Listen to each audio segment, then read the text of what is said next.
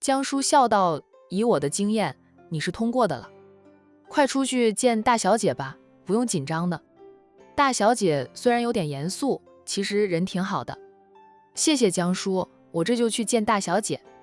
战远不怕严肃的人，欧阳雅就算再严肃，也比不过他大哥。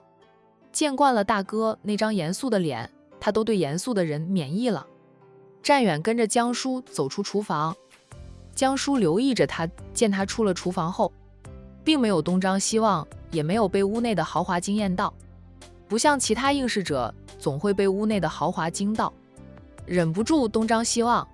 江叔想，战远应该是见过大世面的人，要不就是定力足够好，反正他对这个年轻厨师印象很好，估计明天就能成为他的同事了。江叔带着战远走到了距离欧阳雅坐的位置还有几米远时停了下来，他示意战远先别跟上前去，他自己上前去，恭敬地对欧阳雅说道：“大小姐，战远来了。”欧阳家的人见过战远的只有欧阳婷，其他人当时都不在家，没有见到战远本人。此刻看到了战远，大家都错愕不已。欧阳太太低声地对丈夫说道：“这位厨师好年轻，看上去和阿雅差不多年纪吧？”欧阳父嗯着，是很年轻，看他好镇定，看不出一点紧张害怕。你们没有觉得这位厨师长得很好看吗？欧阳家的二太太，也就是欧阳婷的老妈，忍不住小声地对大嫂说。欧阳太太笑，是长得挺帅的。欧阳婷接话：“大家相信我的话了吧？我说今天的复试者年轻又帅气，一言一行，一举一动都散发着独特的魅力，大家都看向了他，那眼神呀，意味深长。”欧阳婷又不笨，哪有不知道家人们看他的眼神是什么意思？他失笑的道：“不用这样看我，我是纯粹的欣赏。战远做菜很好吃，我就是喜欢吃他做的菜而已。还有他的点心做的也不错。大姐，你面试吧，不用管我们的。”欧阳婷提醒着大姐。欧阳雅却觉得是堂妹，舍不得让战远在后面站那么长时间。欧阳婷，她呀，真的是跳进黄河里都洗不清了。江叔示意战远过来，战远这才走过来。大家好，我叫战远。战远向大家做了自我介绍。欧阳雅吩咐江叔给他搬了张凳子，让他坐下。欧阳雅也换了个位置，坐在了战远的对面，方便他观察战远。他并没有问太多的问题，战远的资料他是知道的了。上下打量了战远几番后，欧阳雅问他：“战先生自己有事业，怎么会千里迢迢跑到 A 市来应聘厨师？我给的福利待遇是不错，想来是不如战先生自己挣的钱多的。战远自己创业，经常的酒店餐厅都步入了正轨，生意火爆，赚不少的钱，算是事业有成的人了。他没有想着扩大生意，没有想着享受生活，却千里迢迢跑来这里当厨师。欧阳雅挺想知道他是为何。战远老实的答道：“因为有挑战性，我打小就爱做菜，也拜过师学过艺，苦心钻研中华各大菜系，自认有点心得了。虽说我自己创业算小有成就，但山外有山，人外有人，我还是要不断的进步才行。客人的嘴就是激着我不断进步的关键。他是做菜的，客人觉得好吃，代表他的厨艺过关了。客人给他提意见，他改一改，能让他的厨艺更上一层楼。遇到像欧阳雅这么挑的客人，他给他的评价更能激励着他前进。欧阳雅就猜到他是觉得应聘欧阳家的厨师很有挑战性才会过来的。他默了默后说道：“自己做老板和给人打工是不一样的，战先生可有考虑清楚？你若在我家里当厨师，等于是私厨，接待不到五湖四海的客人，对你未必有太大的好处。”战远看着他笑了笑，说道：“我想没有几个人会像大小姐这般精吃的在这里上班。我是没有面向五湖四海的客人，不过能让大小姐吃不厌，在这里干上1年半载的，我想我的厨艺也能精进不少。以后回到管城，我经营的餐厅也能客似云来。”他会指导他的厨师们做出更好吃的饭菜，满足五湖四海的客人，让他们能吃到地道的家乡菜，也能吃到管城最好吃的菜。好吧，他的嘴巴太挑，厨师做的菜能让他吃下去，对于别人来说就是美味佳肴了。像今晚的这顿饭，他觉得战远做的饭菜是可以，但要说最好吃，那是违背良心话的。也有可能是战远未拿出真正的实力，但他今晚这一顿饭已经征服了他家里人的胃，个个都说很好吃。加上唐妹老在他面前夸赞战远，欧阳雅才想见一见战远这个人。不得不承认妹妹的眼光，战远的确是个帅哥，少见的那种帅哥。从他的谈吐举止看，家教还挺好的那种。战先生是想在我家里干上1年半载呀，口气倒是挺大的。欧阳雅在心里腹诽着，别人想的是能在他这里干上1个月就不错了，战远居然想干上1年半载。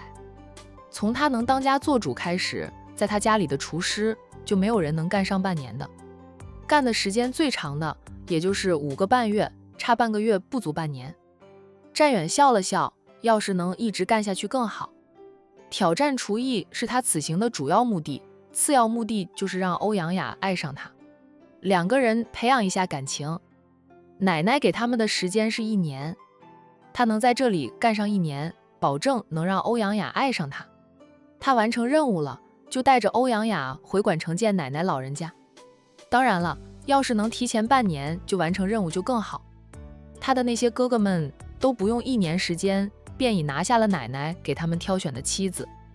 战远不想输给哥哥们，所以希望自己能在半年内拿下欧阳雅。当然了，他首要任务是在欧阳家站稳脚跟。欧阳婷接了句话，他笑道：战先生想一直干下去，那得加把劲呀。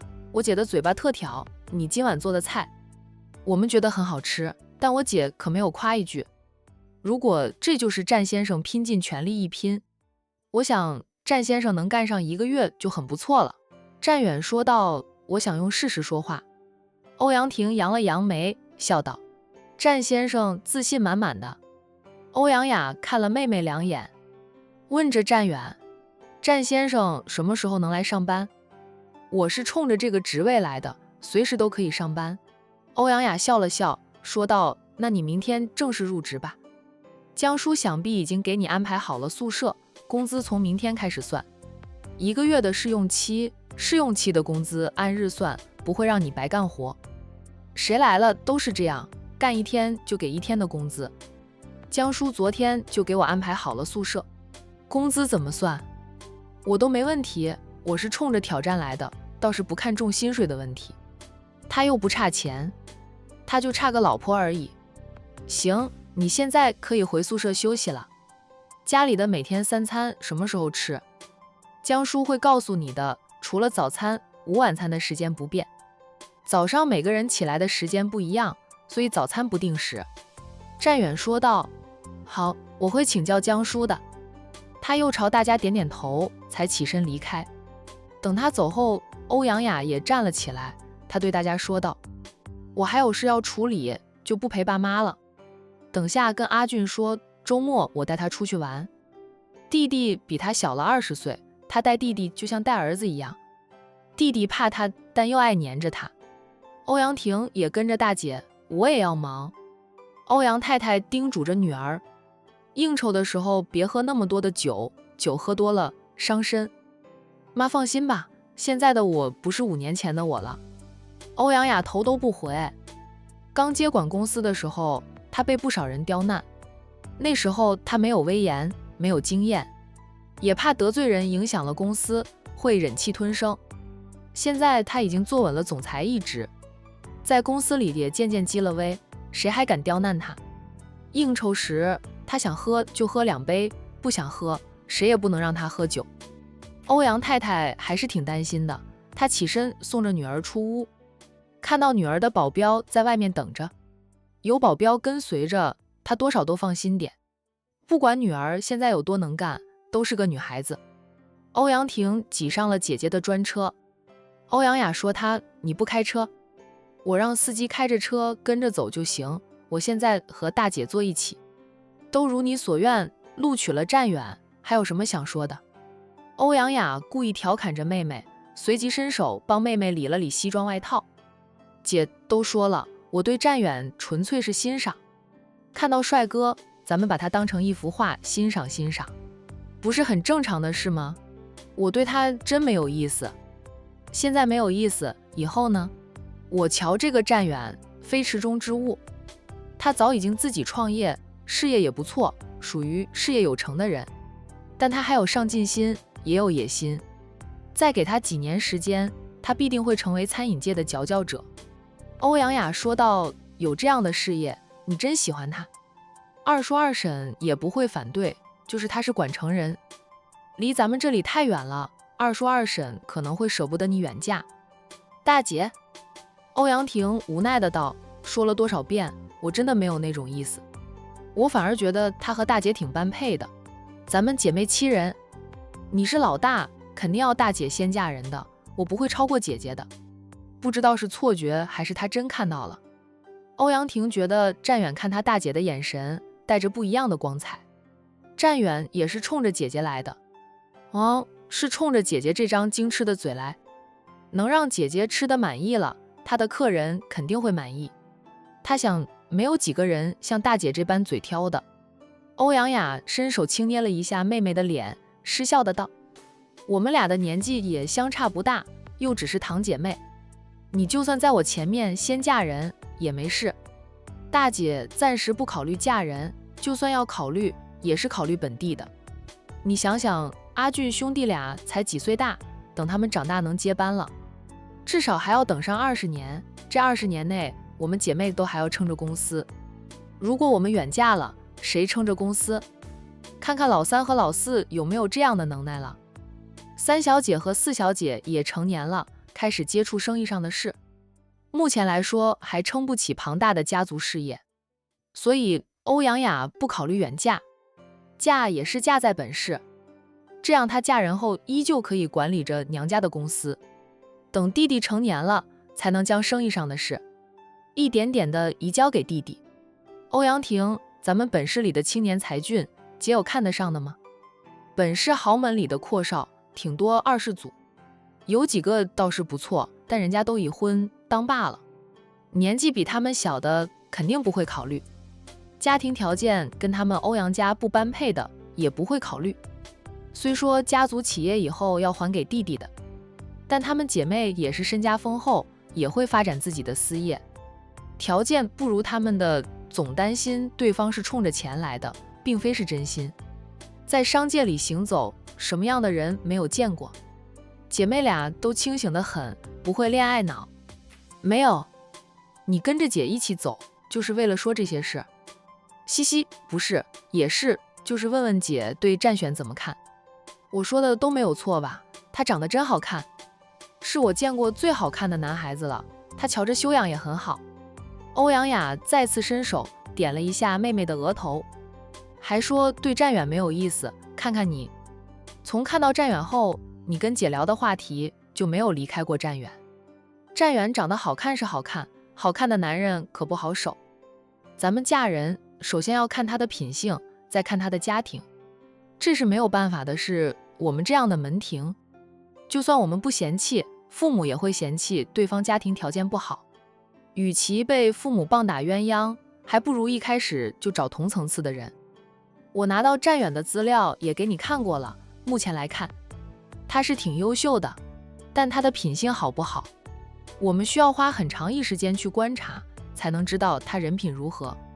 还有，他现在只是我家里的厨师，你在他面前就是2小姐，他不会也不敢对你不好，这样子我们也无法看到他真正的品性。有些人藏得特别好，能隐藏好几年都不露一点。他说他对战远不是一见钟情，没有男女想法，大姐是没有听进去吧？见妹妹无语的样子，欧阳雅笑笑，说道：好吧，你现在还不喜欢他，以后会不会喜欢就说不准了。以后你天天来我这边吃饭，多点时间接触他，了解他，要是他真心不错，远就远点。想来二叔二婶也会勉强同意的。或者让他在我们这边发展，在这边买房。大姐这样说，他以后都不敢来大姐这边蹭饭吃了，免得大姐误会他喜欢战远。战远不知道未来的老婆大人误会小姨子对他有意思。他跟着江叔回到宿舍，江叔笑着向他道喜，笑道：战远，我们成为同事了，希望能共事长久一点。欧阳家的几房人都住在庄园里，各房都有自己的小天地。大房这边的厨师是经常换人的，江叔也希望有人能干上1年半载的，不用经常换人。往往他跟厨师还没有混熟悉，厨师就离职了。战远也笑，我也希望能和江叔共事时间长一点，以后我可得苦心钻研菜谱，让大小姐喜欢吃我的菜，只爱吃我做的菜。你要是能让大小姐只爱吃你的菜，那你就不得了，去参加厨艺比赛，绝对能被封为厨神。大小姐的胃可不容易养熟。战远笑道：厨不厨神的，我倒不在乎，我只想让自己的厨艺更上一层楼，让我的客人吃得满足。他请的厨师，他都会指点1、2的，所以他学好了，就代表他的厨师能学好，然后他的餐饮生意会越来越好。当然了，也需要与他签订多年的合同，他才会指点1、2，免得厨师们学到了他做菜的精华，跑去给别人当厨或者成为他的竞争对手，那他就得不偿失了。也不敢将自己的精华都交给别人，都说教会了徒弟，饿死师傅。他总要留下一半的技术，以保证自己的餐饮生意不会被徒弟们抢走。不过受过他指点1、2的厨师，哪怕自己创业了，也会换个城市，不会也不敢和他抢生意，大概是怕他背后的战氏集团呢。战氏集团同样涉及有餐饮业，交给三哥管理，在同行中已经成了佼佼者。江叔已经知道战远自己都做老板的了，他笑道：也是，你是想提升厨艺来的，在这里上班，大小姐吃了你做的菜，他会给你提一点意见的，若是他没有提意见，代表他很满意。就是你没有人交流，2房3房那边的厨师都是不如我们这边的，大小姐最挑嘴，厨师自然是大房这边的最好。每个人都有自己的拿手好菜，我们跟别人学习，都是取长补短，学习别人的优点，改掉自己的缺点。不过一般人也不会轻易将自己的技术交给别人的。江叔笑笑，是这样子。在庄园里上班的厨师平时会来往，但做菜时，每个人的工作岗位不一样了，就没有交流，也不会跟同行交流做菜心得，谁也不想被别人学了去，那是抢饭碗的呢。同行相忌吗？我会根据大小姐的评价来调整的，那样也能进步。只要我做的每一道菜，大小姐都吃得满意，我就可以出师了。江叔笑道：那样的话，大小姐大概也离不开你了。战远想说，他很乐意给欧阳雅做一辈子的菜，不过这话还是不说出来的好，那样很容易会让人想歪。哪怕他的次要目标是拿下欧阳雅，他也不能流露出这样的想法。欧阳雅打理着家族事业，说明是个精明能干的人，这种女强人可不好拿下来。没看到三哥都花了很长时间，有大嫂给他支招，他走了捷径，才攻下了三嫂的芳心。江叔说完后意识到那句话容易让人想入非非，赶紧错开了话题。战远，你也忙了一下午，早点休息，明天起来给大小姐准备早餐。最早吃早餐的人是大小姐和俊少，俊少要上学，所以早。大小姐每天都是送了俊少回学校后再去公司，所以姐弟俩一起。在早上7点左右，你就要准备好大小姐和俊少的早餐，其他人的早餐你可以在9点过后再准备。先生太太他们往往是10点半到11点左右起来。战远，这个点早餐和午餐一起吃了。江叔点头，先生太太是这样，睡到临近中午才会起来，用过餐后就会出去，傍晚回来用晚餐，有时候不回来。不回来时，我会提前告诉你，只要他们不回来用餐，你就等于休息了，只管填饱你的肚子就行。大房这边就等于是欧阳雅姐弟俩才会吃早餐。大小姐晚上不回来吃饭，一般不会回来，回来也会提前告诉我俊少放学后，往往会跟着先生太太，所以她也很少在家里吃晚饭。不过最近可能大家都会回来吃晚饭吧，大家对你的厨艺还是很满意的。每换了新厨师，大家都会回来吃上几天，新鲜感过后又是各自解决。战远记住了，欧阳家不像他们战家用餐的时间是固定的。如果大家都回了山庄里，每天的3餐都是一起吃，特别是早餐和午餐，他们谁不起来吃，奶奶的拐杖抽到你跳起来去吃饭。奶奶说的3餐不稳定，容易伤胃，胃有了毛病要花很长时间调养。大哥有段时间胃不好，大嫂就花了很长时间帮大哥调养脾胃，盯着大哥的3餐按时吃。别人的胃怎么样，战远管不了那么多，但欧阳雅的胃，他一定要帮他养好，不能让他因为饮食的原因坏了胃。没有其他事情，你早点休息吧，以后有不懂的事尽管问我。好的，谢谢江叔。战远连连向江叔道谢，他送着江叔下楼，等江叔走远了，他才回到自己的宿舍，然后发信息到家人群里，告诉大家他复试成功，欧阳雅录取了他，唐先生等人就没有机会了。这是凭实力说话，大家都是通过公平竞争得到的结果，战远也不会生出愧疚之心。在酒店里照顾着杜雨萌的战一阳看到了老六的信息后，私处老六，他发的语音信息问着老六，你跑那么远就为了当个厨师？战远此刻坐在沙发上，他回复着四哥，不可以吗？欧阳家的厨师极具挑战性，我就想看看我能不能被录取。还好我打败了所有竞争者，可谓是过5关斩6将了。战一阳一个厨师搞得像是竞选总统似的。你打算待多长时间？这离过年也不远了，过年不准备回来吗？战远回复地道，过年可能不会回去，等到老板炒我鱿鱼了，我就回去。战一阳扑哧的笑，以你的能耐，老板还能炒你的鱿鱼？你炒老板的鱿鱼还说得过去，我就想不明白，你干嘛要跑那么远？你自己也有事业，在哪里做菜不是做菜，非要跑到几千里以外去？那里冷吧？你受得了吗？战远说道，咱们又不是没有被冷过，四哥没有被奶奶扔去过雪山。四哥不说我的事，你怎么样了？我未来的四嫂，你去追了吗？战远心想，他都行动起来了，四哥要是还不行动，等他带着欧阳雅回去见奶奶时，有四哥好受的。奶奶的拐杖不抽到四哥身上，他就不叫战远。别提了，烦死了。大嫂今晚请我吃饭。战远笑，鸿门宴吧？可不是吗？奶奶给你挑的那个四嫂，找到大嫂告我的状，大嫂不就请我吃饭了？四哥对四嫂做了什么？老六，她不是你四嫂。战一阳纠正战远的称呼，他不认为自己会娶杜雨萌。明天他就回去找奶奶摊牌。虽然他对狐狸还不算了解，但他可以肯定一点，他不想娶杜雨萌。奶奶要打要骂，他都不管了。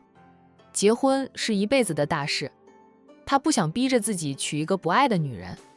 哪怕他并不讨厌杜雨萌，也觉得杜雨萌各方面很适合自己，他都不想娶。四哥还能反抗奶奶不成？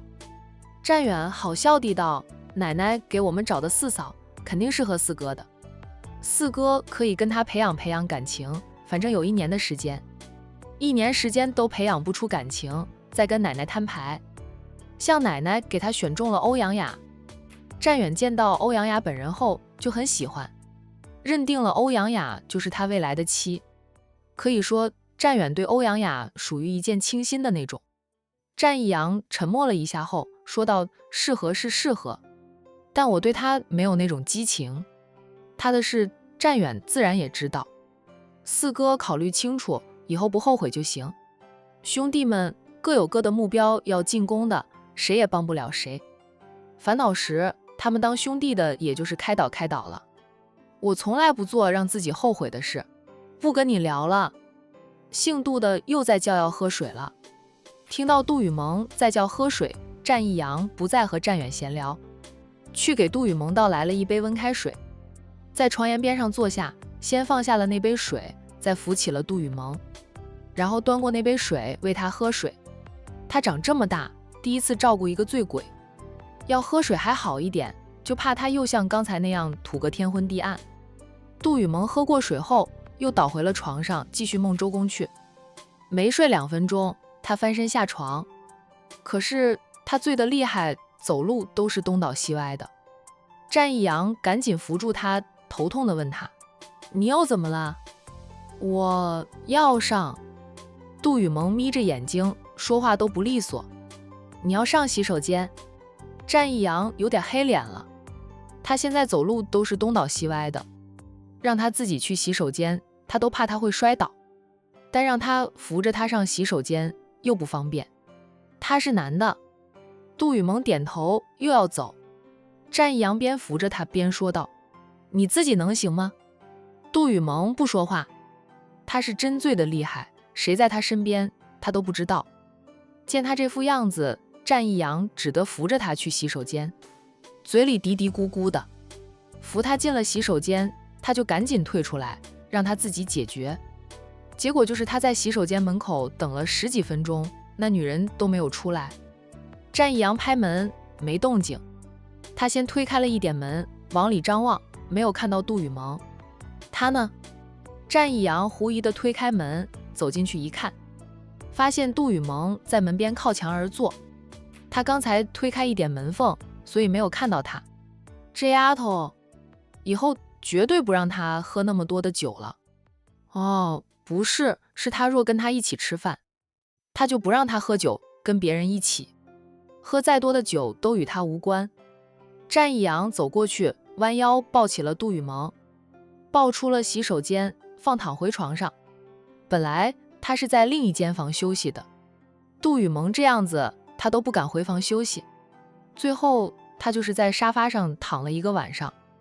隔天他是被人叮醒的，睁开眼睛看到杜雨萌那张俏脸，战一阳眼睛一眨一眨的，好一会儿回过神来，他猛地自沙发上坐起来，低头看自己的衣衫。杜雨萌，以为我会趁你睡着了强了你。战一阳淡定地道：“你昨晚醉得像条死狗似的，还能强了我？”杜雨萌瞪着他，俏脸寒霜：“你说谁是死狗？”说我睡得像条死狗似的。好男不跟女斗，战四少爷认输，不敢直接跟这个丫头硬杠。哼！杜雨萌重重地哼了一声，当我耳聋没听到你刚才说我。昨晚一时不察多喝了几杯，你大嫂叫的酒太好喝，谁知道后劲那么大，他都没想到他会醉成那样。哦，他最后是什么样子他不知道，醒来后他对最后的事一点印象也没有。看到战一阳在沙发上睡着，他就猜到自己醉得厉害，可能也折腾人，战一阳不放心他，才会在房里的沙发上将就一晚。这个男人好的时候是真好，就是他的心似乎不在他叫杜雨萌的身上。我都提醒过你，说那酒好喝是好喝，但后劲大，很容易醉人的，你不信，还喝，现在信了吧？战一阳站起来，关心地问他：“头痛不？”杜雨萌抿了抿嘴，然后轻轻地嗯了一声：“头有点痛，还能勉强忍受。”“这是哪里？”“不是我酒店住的房间。”“这是酒店，当然不是你睡住的那间房。你喝醉后，我送你回房，结果躺下没多久你就吐了，吐的一地都是，连床都有点脏了，我只得把你转移。”战一阳重新坐下来，说着他：“你喝醉后真难伺候，以后你还是少喝点酒吧。”“杜雨萌，我一点印象都没有，只记得跟你喝了不少酒，那酒是真好喝，等我回海市，你送我一箱让我带回去，心情不好是在我家里自己喝上2杯，你还缺那点酒呀？”战一阳压根儿不相信他缺酒喝，他家里肯定也有不少的好酒。“我不缺那点酒，不过你送的酒我很缺。”战一阳：“行，等你离开管城时。”我送你一箱昨晚喝的那种酒，还有管城的特产，都给你买点，让你带回去，总不能让你白跑一趟。杜雨萌笑笑，对，不能让我白跑一趟。跟着他挨着战一阳坐下，坐下后就靠在沙发上，对战一阳说道：战先生，这里有蜂蜜吗？能不能给我冲杯蜂蜜水喝，缓解一下头痛？你不是说没那么痛吗？战一阳说他一句，还是站了起来，我先去洗把脸，等会儿给你冲蜂蜜水，你也洗把脸。要泡澡，回你的房间再泡，这是总统套房，我大哥经常住的，是我大哥才同意你在这里住一晚。换成第二个人，就算有我大嫂帮忙说话，大哥都不会同意的。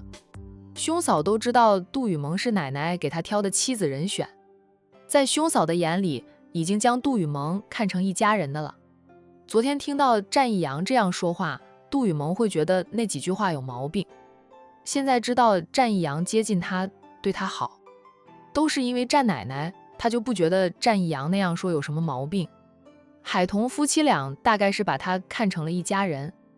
杜雨萌看着战一阳走出去的背影，他能和他成为一家人吗？他对他好，是因为他奶奶的原因，但他对他却没有真正的爱情，他还是能感受得出来的，只是他有点动心，不愿意自己的动心，就这样了。他想试一试能不能打赢那个他，打不赢的话，会让他有点哭笑不得。等会儿我打电话给童姐，向她道谢。战一阳听到他说的话，不过他没有回应他，那是他和大嫂的私交。洗刷过后，战一阳又通知管家送早餐上来，然后他才冲了一杯蜂蜜水，正想端进房里给杜雨萌。杜雨萌已经从房里出来了，蜂蜜水冲好了，我也叫管家送早餐上来，吃了早餐，你再回你的房间补眠，睡够了就不会头痛。杜雨萌嗯着，从他手里接过了那杯蜂蜜水，并道谢。不久后，管家送了早餐上来，两个人一起用过了早餐，便双双离开了房间。管家自会收拾整理好这套房，以便战少再来住，保持着原样。杜雨萌回到他的房间，继续补眠。战一阳先是打电话给奶奶，等奶奶接听电话后，他问奶奶：你在哪里？我在山庄里，怎么了？想奶奶了。想奶奶就回来陪奶奶吃顿饭。老太太说着又说道：我的鱼烤熟了，好香呀。战一阳：大清早的，奶奶在烤鱼吃。奶奶不跟你说话，跟我的老朋友们说，大清早的吃烤鱼怎么了？现在也不算大清早了吧，已经9点多了。没看太阳都升得老高了吗？今天气温也回升了不少，奶奶跟几个老朋友去钓鱼，钓到的鱼就烤来吃，有一种野炊的感觉，不错。战一阳能想象得到那画面，山脚下那条溪河，河水清澈，很多鱼虾的。奶奶有时候会叫上几个工人的母亲，一起在河里捞鱼虾。河边的那棵大树底下有几张石桌子，奶奶只要吩咐一声，管家就会往山脚下搬烤炉，让几个老顽童自己烤东西吃。别人烤给他们吃，他们还嫌别人烤的不好吃呢。奶奶说的，他们主要是喜欢烤食物的过程，其实他们也吃不完那么多东西，吃不完的奶奶就分给工人们吃。游山庄的工人都知道老太太是不摆架子的，跟他们相处的就像邻家老奶奶一样。奶奶多钓2条鱼烤给我吃，我现在回去。她要回去跟奶奶摊牌，等你回来你自己钓到了，清洗干净，奶奶就烤给你吃。老太太说完后才问她，今天这么闲，回管城这么长时间都没有回家，奶奶还以为你不敢回家呢。我怎么不敢回家，又没有闯祸，公司里太忙吗？奶奶知道的，我们战家的产业太多，大哥一个人忙不过来，我们总要帮忙分担一点，更别说还有我们自己的公司，这忙起来呀，就什么都忘了。老太太呵呵的笑，奶奶你都忘了，但是那个不知名的女孩子你可没忘，人家来找你算账，你还躲了起来，躲得过初一，躲不过15。你拿了人家珍贵的东西，赶紧还给别人。奶奶是让你去追妻，不是让你去当贼。战一阳的脸莫名的红了起来。他做的事，连他一母同胞的亲哥哥，他都没有说，大哥那里更是不敢说，怕大哥骂他。奶奶天天待在管城，跟老朋友们玩，怎么知道他做的事？我没偷他的东西，是他不小心弄丢了，被我捡到了而已。拾金不昧，奶奶没有教过你。捡到人家的东西，只要他能证明是他的，你就该还给他。战一阳说道，他就是不能证明东西是他的，所以我不敢给他，万一不是他的，等到正主来了，我拿什么还给正主？老太太还是笑，老四呀，你兄弟9个，个个都很聪明。奶奶承认，谁叫奶奶和你爷爷的基因好呢？遗传给你爸，他们再传给你们。但是聪明人有时候也会玩死自己。老太太夸赞孙子聪明时，连自己还有亡夫都夸了一遍，就是他夫妻俩的基因好，生的儿子都很优秀，然后在隔代传给了孙子，所以孙子们也很优秀。